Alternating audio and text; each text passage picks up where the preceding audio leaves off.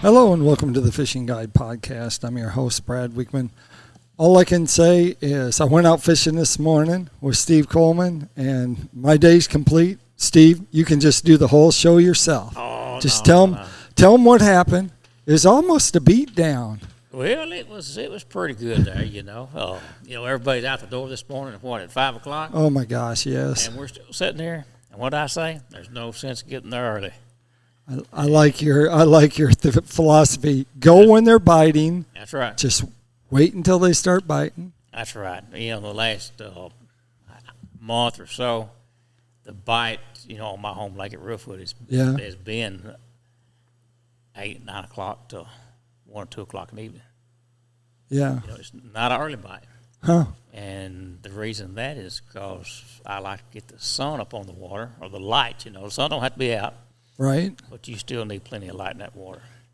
All that zooplankton that's up in the dark, it all goes down. Makes life easy and easier to see. Yep, and you definitely got on them out there today. Yeah, we kind of figured it at first. It was kind of slow, but tell us, and we were kind of concentrating on using the ambush rod. Right. And you kind of teaching me some more about it, so being a rookie at it. I don't know if anyone's an expert except for you. You're pretty good at it now. You did go real good. So tell us the whole thing. What's the tell us the history behind this rod. Well, Ronnie and I started fishing these long rods many years before these ever came out, And Ronnie, he'd got some out of China or Japan or wherever it was, and it was we needed something long for a live scope. We're not casters. I'm not a caster. I don't like to cast. But I do like to stick that hook right down on top of that fish. And so the longer the pole was, the better. Right. So, anyway, we got Mr. Jack at B&M and got the ball rolling, and the first thing out the door was the little mighty, it was a telescopic rod. It got a real sleek finish, I wish I would have one today. And it did real well.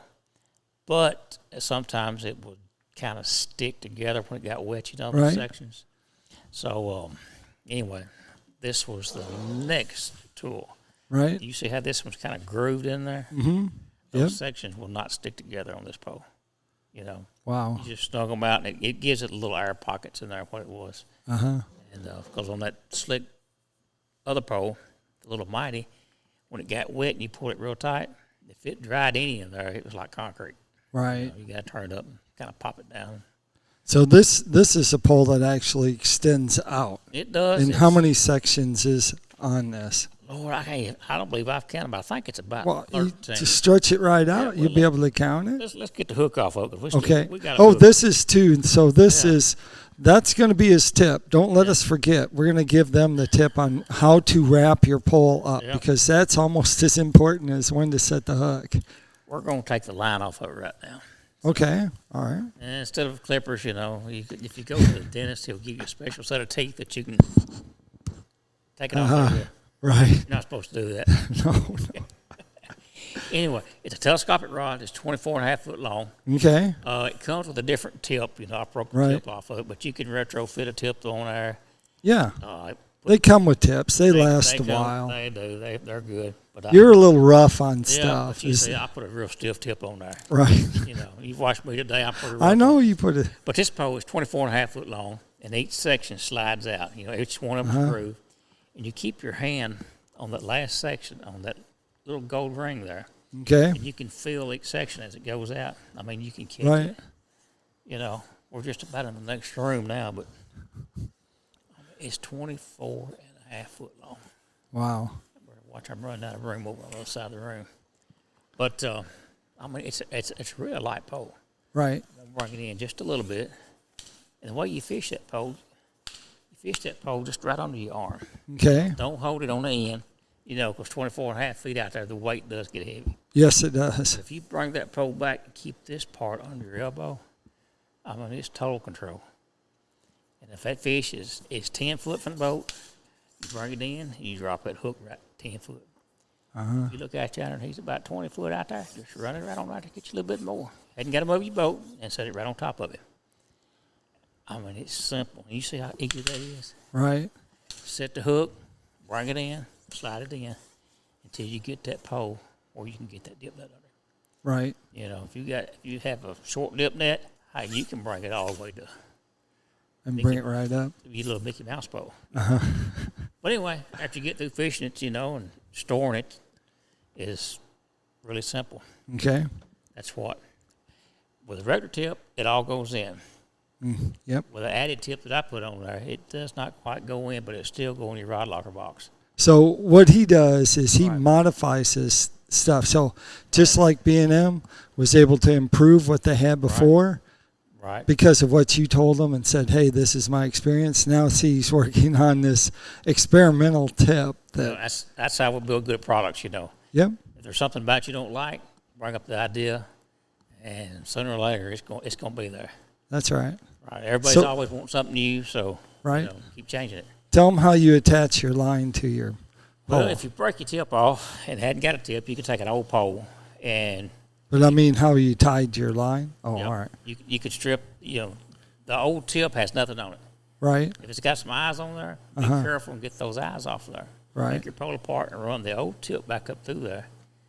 And on the end of this, I've got 2 1/4-inch wide pieces of electrical tape. Right.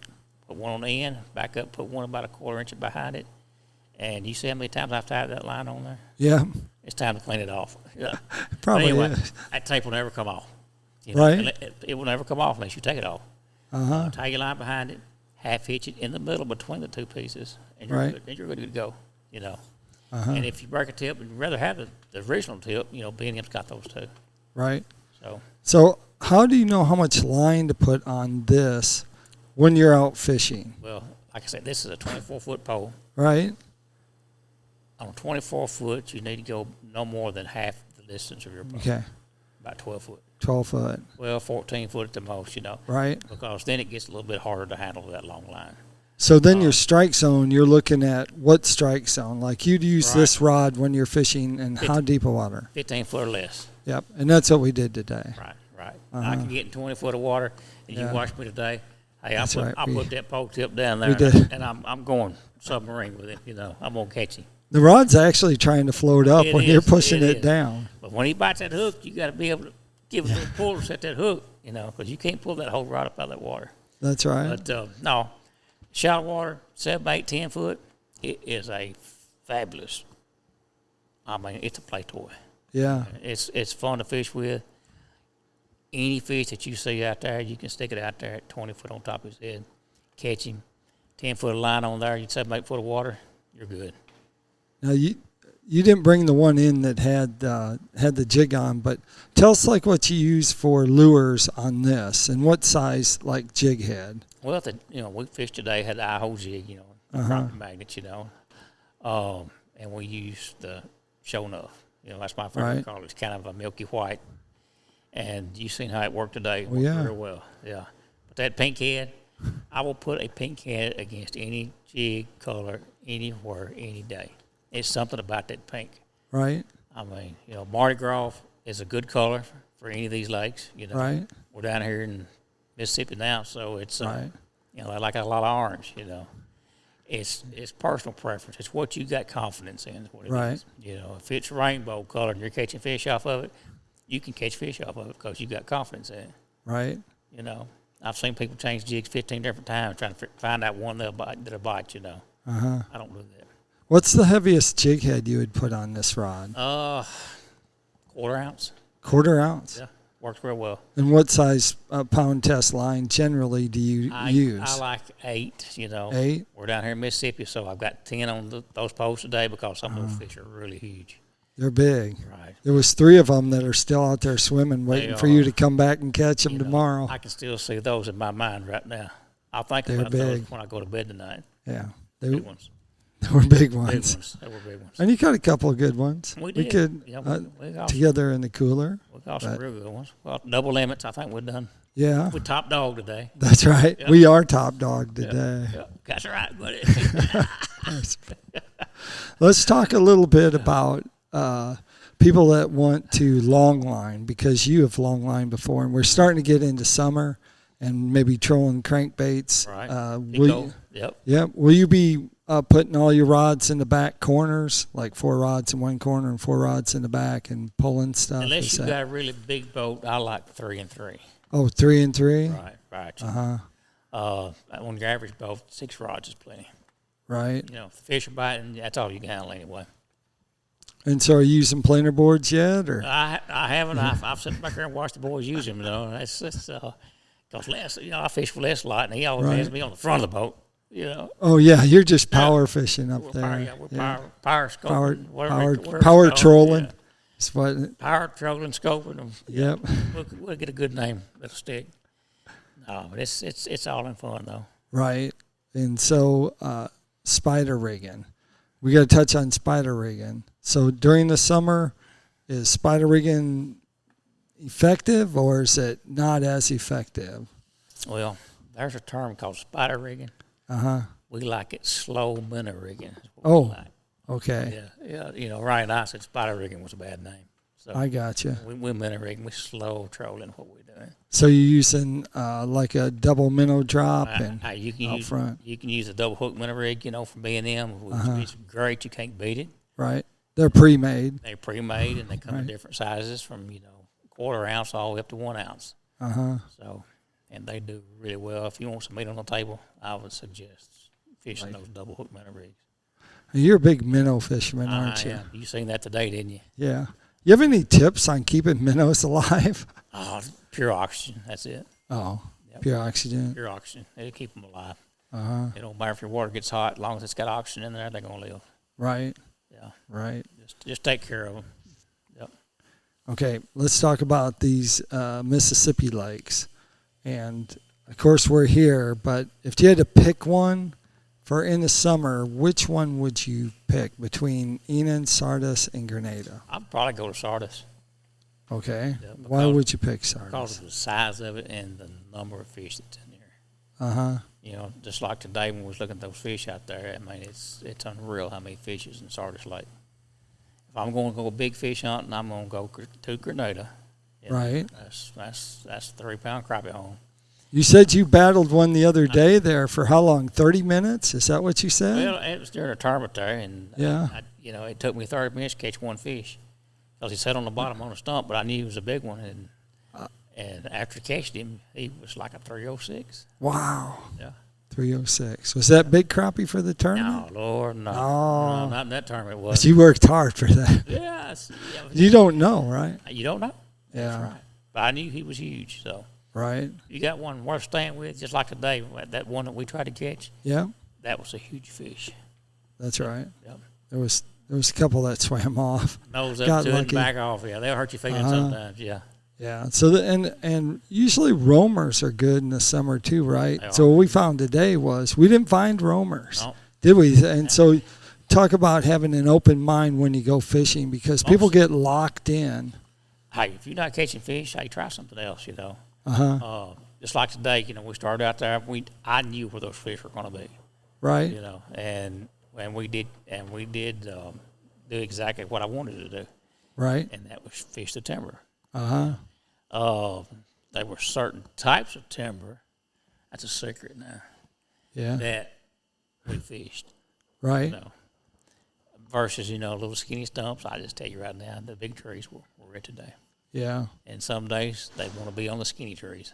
So, and about the time that we came in today is about the time I start looking for those roamers out there. Right. Midday, they'll roam on you.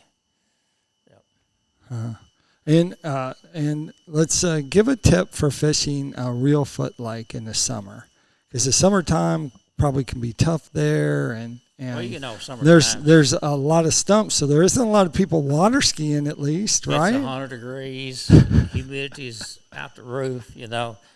Right. It bothers you more than it bothers those fish. Right. Those fish, the temperature in those fish will fluctuate, you know. But they still gonna eat every single day. And, right. You just got to be there to catch them. It's hard on us in the summertime, but in summertime you can catch some really healthy fish. I mean, especially at real foot. What would you use though to catch them? Say in the hot part of summer, if you were going to go out there and had one lure, one pole, what would you use? I'm gonna use that pinky headed.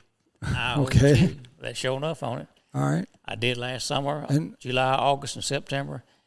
I caught a ton of big fish on reelfoot with it. and what rod are you taking? Most of the time, I got the BGJP. You know, I like the 16-foot. Right. And rigged on a spinning reel. Right, blue diamond is great. But Right. I like the blue diamond. But I'm old school BGJP 16-foot. You give me that one, I'm good. On reelfoot, shallow water, I'm going to have that ambush. Okay. 100% of the time. All right. But if you get water that's a little deep, you got to have a reel on it. The BGJP is wonderful. You get 16, 18, 20 foot. When it gets out to 20 foot, it gets a little bit hard to use. Right. Yep. Especially if you're fishing by yourself. Yep. Anyway, that takes us to Tackle Time, sponsored by PICO Lures. Of course, we talked about crankbaits, and PICO has a complete line of lures for everything, jig heads to, crankbaits. Of course, we talked a little bit about the crankbaits. 42 different color patterns in the deep diver, 15 different colors in the square bills. So if you're going out there, if there's a color that you're looking for, you can almost bet that PICO's got a color that you can use. And a lot of the guys like to, if they catch it on beach ball or something like that, they will just like beach ball. Like they'll put like 3 or 4 out of the same color and catch them that way. So it's always good. Make sure you check them out at picolures.com. And B&M Poles, of course, we talked about the ambush rod. Right. You can go to their website and you can check out the ambush rods, right. And they're sold in all the big major fishing retail stores. Have them, so you can find them there. So Grizzly Jig Company, yeah, we were there for the show in spring. If you can't find it there, you're not going to find it anywhere. Exactly. Right. So make sure you check out bnmpole.com, and then if they want to learn and see what you're doing or where you're fishing, where would they go? Check out your Facebook page. Yeah, maybe? Facebook. I put a lot of pictures on there. Yeah. I have a lot of people call me. Just say, hey, what can I do? What I need to do? Right. So, but it's Facebook. I got a lot of, I did a lot of pictures on there. But right. If you need a guide trip, I'll teach you how to use the pole. Anything you need to know, electronics, whatever. Call me. Message me on Messenger. Okay. You can find me there. All right. Or any local resort around Reelfoot Lake knows me. All right. That sounds good. Well, we're going to end the show like I always like to end the show. I always say make sure you keep your hook sharp and your lures in the water.